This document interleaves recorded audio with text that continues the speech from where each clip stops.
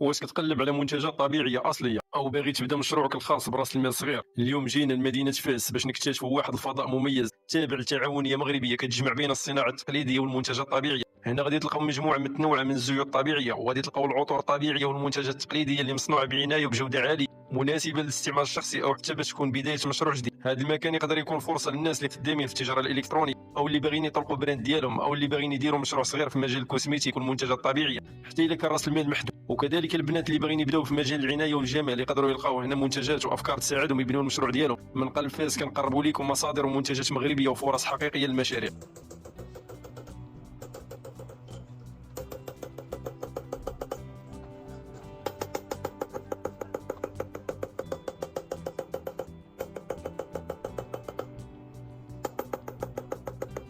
هذه صناعه تقليديه. الصناعه التقليديه يدويه 100%. الصناعه التقليديه الاصليه هي هذه، ما يدويه العقار والمعونه.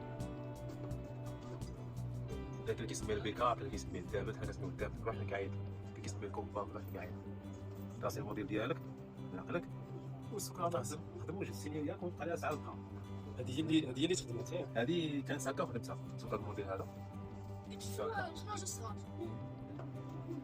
خدمت هكايا دابا هي تكون بحال هكا نسمي ان شاء الله معاها.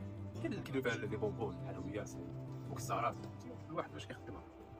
دابا هذه ان شاء الله كنعطيها لها باش نمشيوها حتى هي ان شاء الله.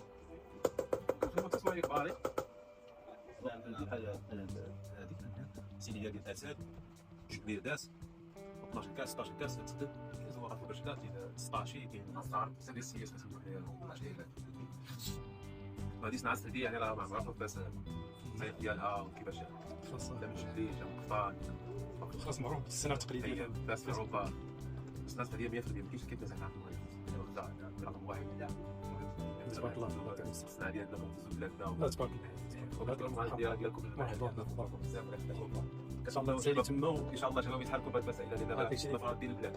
كنحاولوا نشجعوا حنا كاع الناس اللي كيديروا مشاريع هكا وتجار على انهم يبينوا شنو عندهم، شنو كيقدموا. مرحبا اخويا ان شاء الله ميزان اللي دافع عليها.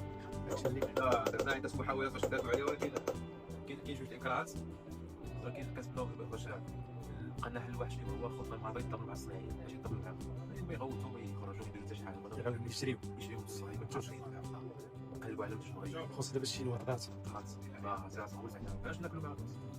بس هي كتصوت فيها الحسيه بشهر، هي بشهر شنو ندير لاباس شنو واش يكون داك الصناعي ولا كل محل شنو يكون. انا غنحسب النحاس هو كيدخل الناس لا صراحه نقولوا الحق. سيدي ب 700 درهم ولا 900 درهم وانت راه الله يسلمك. واحد كيمشي لصينيه رخيصه واخا